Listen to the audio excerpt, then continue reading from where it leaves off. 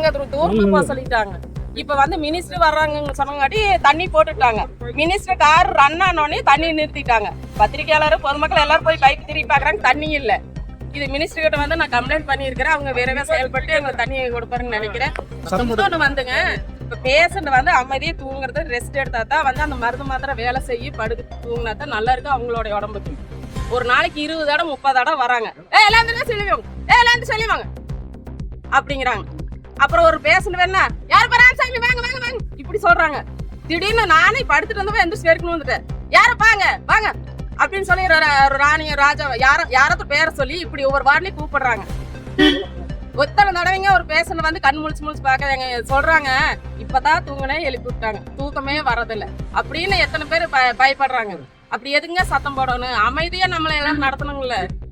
இதுதாங்க எனக்கு ஃபர்ஸ்ட் கோரிக்கை. சத்தம் போடாத அமைதியா இருந்தாங்க. சரி கொஞ்சம் தண்ணி வர வச்சது. மத்தது எல்லாம் இந்த இட்லி போட்டாங்க நேற்று காலையில. இட்லி வந்து அப்படியே மாவு மாதிரி இருக்கு. நான் உண்மையை சொல்றேன்னா பொய்ய சொல்றேன்னா அது கடவுளுக்கு தெரியும். எது உண்மையா அது கடவுளுக்கு தெரியும். எங்க வீட்டுக்காரர் நீ நான் நல்லபடியும் உயிரோட வீட்டுக்கு கூட்டி போறேன்னா அது எனக்கு பிரச்சனை. இப்போ இதை சொல்லி வீட்டுக்காரர் இட்லி மாவு மாதிரி போடுறாங்க.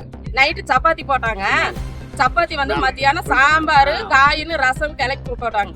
அதையவே கொண்டு வந்து சப்பாத்திக்கு நைட்டு அதையவே ஊத்துறாங்க. பக்கத்தாட்ட இருக்கிறவங்க எல்லாரும் எங்கிட்ட சொல்றாங்க, இது மத்தியானம் போட்ட குழம்பவே கொண்டு வந்து சப்பாத்திக்கு போடுறாங்க அப்படின்னு சொல்லிட்டு. கொஞ்சம் அது கொஞ்சம் நல்லா பால் வந்து இதை இவ்வளவு ஊத்துறாங்க. ஒரு பேஷண்ட்டுக்கு 1 கிளாஸாவது அளவு வேணும், இவ்வளவுதான் ஊத்துறாங்க. மதியம் மோரும் அப்படித்தான், கொஞ்சமா தான் மோரும் ஊத்துறாங்க.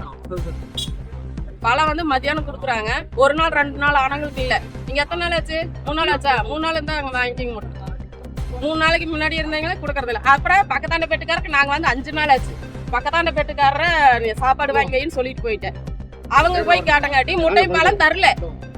மக்காத நாள் நான் கேட்கறேன், ஏன் நீங்க வாங்கல அப்படிங்கிறாங்க. ஒரு தண்ணி குடிக்கிறக்க ஒரு ஸ்டாண்ட் ரிப்போர்ட் வாங்கறதுக்கு வந்துட்டுனா பக்கத்தாண்ட பெட்டுக்காரர் வாங்க சொன்னா தரது இல்லை. முட்டை பழம் மக்காத நாள் கேட்டு சத்தம் போட தரமாட்டேன்ட்டாங்க. பார்த்து சாப்பாடெல்லாம் நல்லா போடுவீங்க, ரொம்ப நன்றி. பேர் தனலட்சுமி, எங்க ஊர் கணக்கம்பாளையங்க. நம்ம ஊர் செய்திகளை பார்க்க நம்ம ஊர் சேனல் ஷபா நியூஸ் தமிழ மறக்காம ஃபாலோ பண்ணிக்கோங்க.